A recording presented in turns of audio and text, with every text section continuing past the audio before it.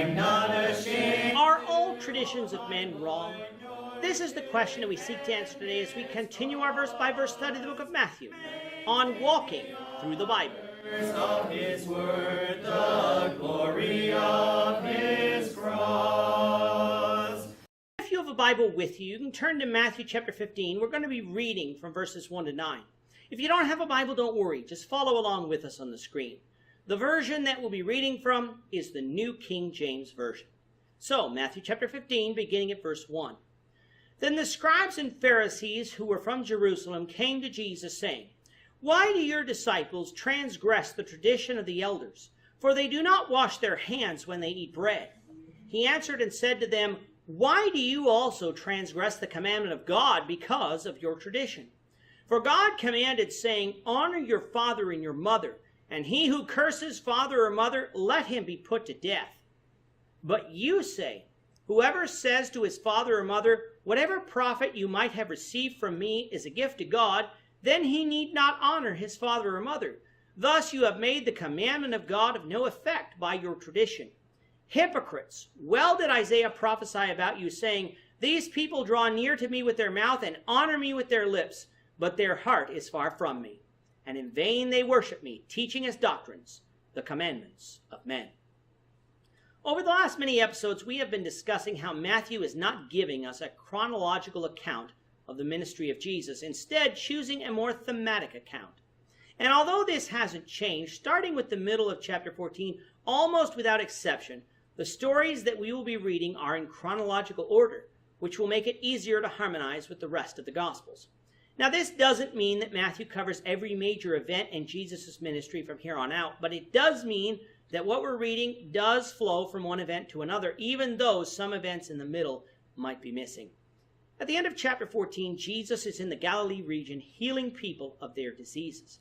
Then, in today's reading, we have the scribes and Pharisees from Jerusalem coming to see Jesus in order to complain about some of the things that they are witnessing.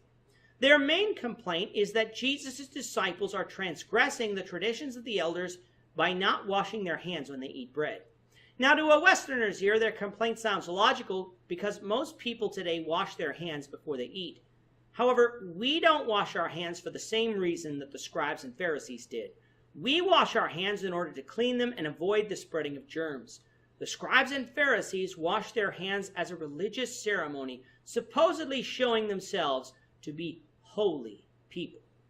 Notice what the Pharisees accused the disciples of doing: breaking the commandments of the elders. They were not accusing the disciples for breaking the commandments of God as they had in chapter 12. They were accusing them of breaking a commandment that was devised by men. Jesus was going to have none of their hypocrisy and turns to them and says, Why do you break the commandments of God by your traditions? Was the washing of hands somehow breaking the commandments of God? No, but some of the other traditions that were made by the elders did. For instance, God said in Exodus 20, verse 12, that children were to honor their father and mother. Most people take this commandment to be in effect only when the children are living under the parents' roof. But that's not what Exodus 20 said. It was a blanket statement: honor your father and mother. Yes, when we grow up, we're not under our parents' roof anymore. And when we marry, we have responsibilities to others. But it doesn't negate our responsibility to honor our father and mother. If they need help, we're to help them. If we seek their advice, we're to heed it. We're to treat our parents with respect no matter our age. Yet it seemed that the elders had devised a way to shirk their responsibilities by reserving their money as a gift to God. This way, they didn't have to help their father or mother, but could simply tell them that they had devoted their money to God. Now, as it turns out, those who did this were not required by the rabbis to actually give this money to God. They just could not give it to their parents because of this tradition. What a vile tradition, all done in order to avoid doing what God had commanded. They had made a commandment of God of none effect by their traditions. Now, there was nothing wrong with devoting money to God. In fact, it was good. But it was not good to do so by breaking another commandment of God. This example can be applicable for us today. Christians are to give of their means every first day of the week, as 1 Corinthians 16, 1 and 2 says. But we aren't to do so at the expense of taking care of our families. We're to do both. Jesus said that the Pharisees were hypocrites, for they honored God with their lips, but their heart was far from God. because they did not obey his commandments, instead elevating the commandments of men to be equal to, if not greater than, the commandments of God. This is a quote of Isaiah 29, verse 13. Today there might be some traditions the church where we attend has. Not all of these traditions are wrong, but if they are not traditions of God, we must not bind them on Christians to do or else be damned to hell, and we must not have traditions that would contradict the Word of God. Such would be wrong and is condemned by Jesus here.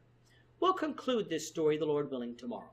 With that, our time is up for today. The Lord willing, we hope you'll join us for tomorrow's discussion of Matthew 15, verses 10 to 20, as we continue our walk through the Bible, one verse at a time.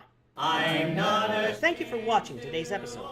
We hope that you found it edifying and ask that you not only subscribe to our channel and podcast, but that you like and share this episode among your friends, so that the saving gospel of Jesus Christ can go out to the whole world. Of his cross.